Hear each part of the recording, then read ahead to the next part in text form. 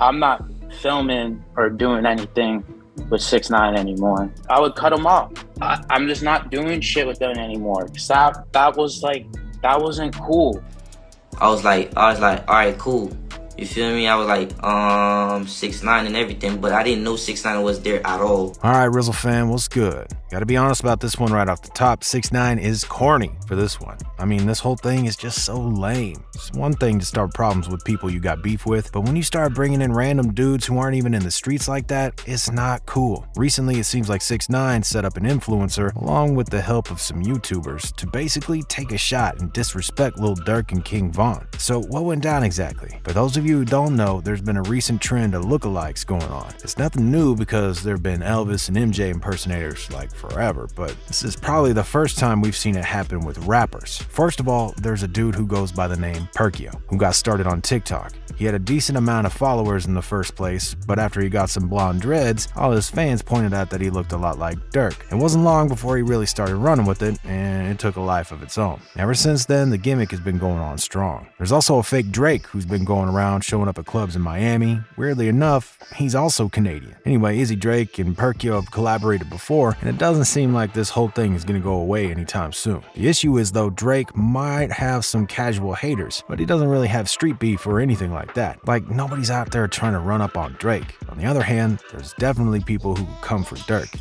We've seen that time and time again lately. This time though, it ain't any beef with NBA YoungBoy that we're here to talk about. It isn't any kind of beef from Chicago either. Instead, an old beef has bubbled up to the surface. It's been a minute since 6ix9ine really did anything to pop back in the public eye, but he's been pretty busy lately. Most of the time, people just try not to acknowledge him and then he goes away, but sometimes it's not that easy. The beef between 6ix9ine and Chicago really does go back a long way. First time he really took aim at Chicago rappers was when he got into it with Chief Keef. Most of the time, he was doing more or less harmless stuff, like taking Chief Keef's baby mama to the Gucci store, but that's not the end of it. Eventually, things got so bad that 6ix9ine decided he was going to send some shooters at Chief Keef after paying a man to try to hunt him down. That obviously didn't work out the way 6ix9ine was hoping because Chief Keef still around. But it just goes to show how dangerous 6ix9ine's clout chasing can get. From there, 6ix9ine set his sights on other Chicago rappers like Lil Reese and Lil Durk. When Lil Durk's older brother, who went by the name D-Thang, got shot, 6ix9ine jumped on the opportunity. D-Thang's death was one of the moments that changed Durk's life forever, and you can really tell that it hit him hard,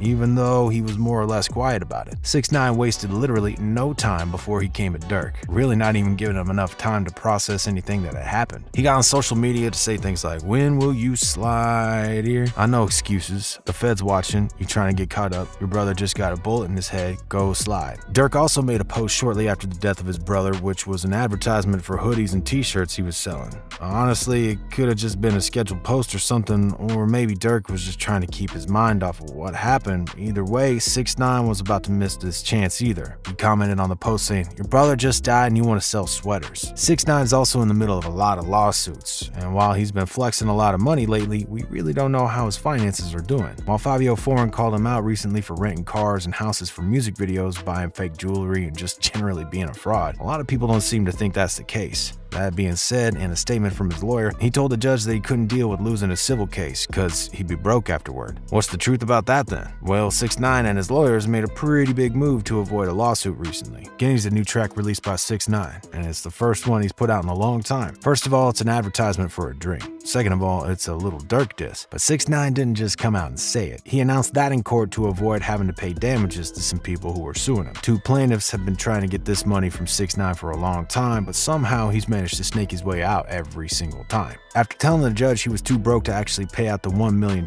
they were asking for, he got on Instagram Live flashing money and jewelry, playing with tons of dollar bills, but he claims it was prop money and that he'd actually be bankrupt if he was found guilty. The plaintiffs are suing him for $1 million after they were targeted in a robbery by the 9 Trey Bloods. After the release of Guinea, they sued for emotional trauma, claiming that 6ix9ine was antagonizing them. Their lawyer said specifically, defendant recently released a song entitled Guinea, which disparages plaintiffs, brags about the crimes that he committed against them, tells plaintiffs to suck and eat my sack, and repeatedly refers to them as the N-word. 6ix9ine's own lawyer had in a statement saying, "Mr. Hernandez is attempting to dig his life out of a hole he has admittedly put himself himself into. In order to succeed in the rap music industry, artists have to present a persona that is decadent and offensive. Any attempts by defendants and their counsel to use this court to dictate how defendant pursues rehabilitating his career through the music that is the lifeblood of his profession not only infringes First Amendment rights, but quite possibly violated New York's anti-slap law. The lawyer also said that while he wasn't going to name who the diss track was aimed at, it was generally accepted that the song was about Lil Durk. The specific lines he was aiming at Durk with are, "Your man got shot and you made a diss track, go get a gun and get some get back. Your man got shot and he not coming back, go get a gun and get some get back. You a bitch, I knew you wouldn't ride for your homie, I knew you wouldn't ride for your dolly." Once again, 6ix9ine is calling out Durk for not sliding for Vaughn. Now that 6ix9ine is actually making music again, you know he's got to get back in the news, and honestly, that's exactly what he's trying to do here. Recently, a video came out that 6ix9ine had a pretty big part in. It was made in collaboration with Nelk House and Steve Will Do It. In the video, we see that Durk lookalike hanging out but looking real nervous. You could see him shaking. After that, a guy comes out and pulls a jacket on his back. He has his arms around Perkio's shoulders, which is supposed to look friendly, but you can tell he's applying pressure to keep the jacket on since Perkio won't put his arms through. Perkio's obviously uncomfortable here, and the video is pretty short, probably for that reason. 6ix9ine does his usually bit of yelling at the camera and looking excited, while Perkio just stands there looking like he would rather be anywhere else in the world than where he was at that moment. You can also hear 6ix9ine yelling out to just keep the jacket on. Eventually, the camera pans around to the back of the jacket, and it's a picture of King Von. Good, just leave the jacket on.